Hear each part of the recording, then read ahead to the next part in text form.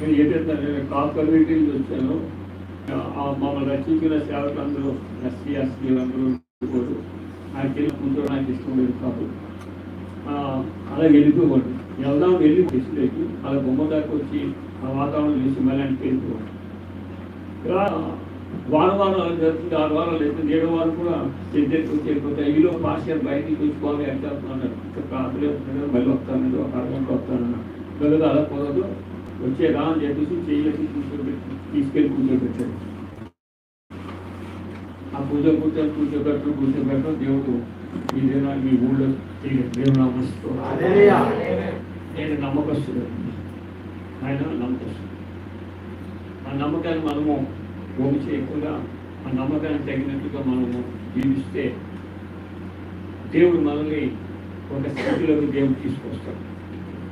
దేవుడి దగ్గరికి వచ్చి కూడా మాకు ఏమీ వస్త్రాలు ఏంటి వస్త్రాలు, పిల్లలకు కూడా చాలా చిరిగిపోయిన అయి ఉంది, చదవడానికి చాలా కష్టమే కనిపించింది.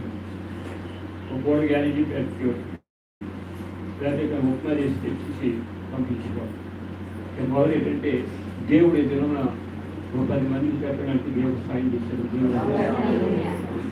అందుకే మనము ఒక రకంగా ఏదో అవసరానికి అన్నట్లుగా మనం ఉంటాం. దేవుడి దగ్గర మన అవసరానికి ఉన్నట్టు ఉండకూడదు. దేవుడి దగ్గర మన అవసరంగా ఎప్పుడూ ఉంటుంది. మన అవసరం దేవుడికి కూడా ఉంటుంది. దేవుడికి అవసరం ఏంటంటే ఆయన నేనేంటి అవసరం ఏంటి, ఏదో నీకు వచ్చిన దాంట్లో తీసుకోవడానికి లేదో కాదు. పోయి ఏంటంటే మీరు ఆయన మనము సూచించాలి. అది ఒక్కటే దేవుడు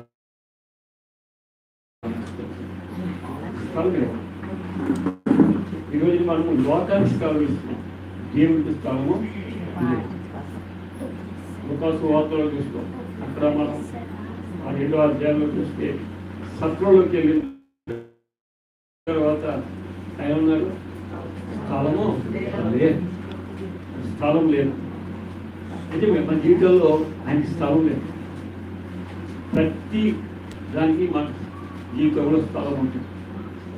కానీ ఏ స్థలం ఎవరికి స్థలం ఇస్తే మనం ఆశీర్వదించబడతాం, ఎవరికి స్థలం ఇస్తే మనం బాగుపడతాం, మనం చూపించాం. ఇక్కడ సత్యంలో అంటే సత్యం లోకం అందరికీ ఉన్నాయి అక్కడ, కానీ ఎవరికి లేదు. యేసు ప్రభుకే స్థలం లేదు అనుకున్నాడు, దాన్ని కూడా ఆశ్రయించాడు. దేవుడు నామస్తోత్రం.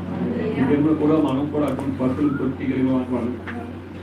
పశువులు కొట్టింటే మళ్ళీ మామూలుగా ఏదో దానా ఏదో వేసేది కాదు, కసవ వేసేది అటువంటిది మనం గుర్తిస్తే మనం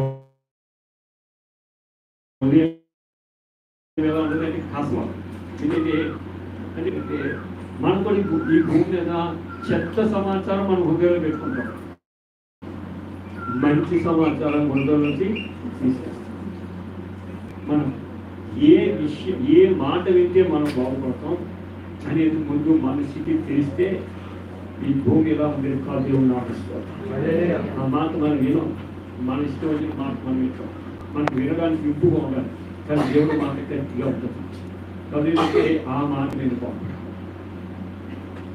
దేవుడి వాక్యంలో మనం చూసేదంటే, ఓ ఇశ్రాయేలు నీవు నా మాట విని ఎలా నీవు నా మాట విని ఎలా ఎంత మేలు, నువ్వు వెనకే కదా ఈ శ్రమ తెచ్చుకున్నావు. ఎంతంటే నువ్వు ఎంత మాట విన్నావు.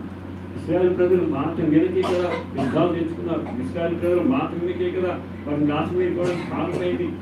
శత్రుత్వం లేని దేశంలో శత్రుత్వాలు రావడానికి కారణం ఏంటంటే ఆయన చెప్పిన మాట వినలేదు, దేవుడు మాట వినలేదు. ఈరోజు మనం చాలా మంది చెప్తే చాలా విశ్వాసం ఏంటి అంటారు. నీ విశ్వాస జీవితము చాలా విశ్వాసం. నేను ఒప్పుకుంటాను. ఏంటంటే ఒప్పుకోవడం ఏంటంటే ఆదివారం వస్తావు, మంగళవారం వస్తావు, గురువారం వస్తావు, లక్ష్మీవారం వస్తావు, కూడా అన్ని.